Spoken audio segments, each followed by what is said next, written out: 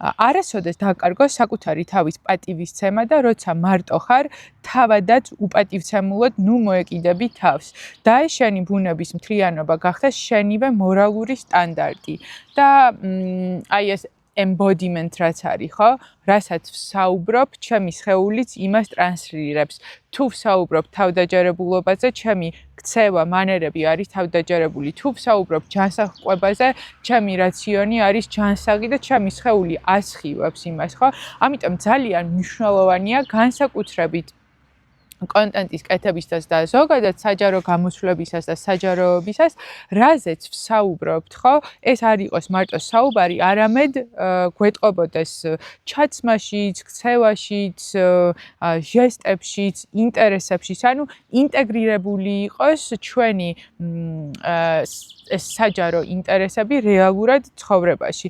და კიდევ ვიტყვი, რომ ადამიანი ნამდვილი არის მაშინ, როცა ალბათ აბაზანაშია, მარტოა, იცის, რომ არავინ არ უყურებს და მაგ დროს არის ავთენტური, მაგრამ მაგ სივრცეშიც კი უნდა ვატაროთ გვირგვინი, იმიტომ რომ ეგეთი სივრცეებიდან სახლში მარტო ხარ, საუზმობ, ისაუზმე თავდაჯერებულმა, ისაუზმე ისე ჩაცმულმა, რომ თუ გჭირდება ეს მოგიტანოს თავდაჯერებულობა. მიიღე ისეთი საკვები, რომელიც გაგაჯანსაღებს და მთელი დღე იქნები მსუბუქად და იამაყე იმით თუ რა ჭამე და რა კარგად მოექცე შენ სხეულს და გაუფრთხილდი. ანუ მაშინაც კი როცა მარტო ვართ და საკუთარ თავთან რჩებით, არ უნდა მოვიხსნათ ეს გვირგვინი და არ უნდა გადავდოთ, იმიტომ რომ მე ეს სხვა ადამიანებთან ურთიერთობებში გვემართება, ხან გვაქვს გვირგვინი, ხან არ გვაქვს და თუ სტაბილურები და თანმიმდევრულები არ ვართ იმაში, რომ ვართ თავდაჯერებული, ეს გვეტყობა, ავტომატურად ჩვენ თვითონ არ ვცემთ საკუთარ თავს პატივს და შემდეგ, რა თქმა უნდა,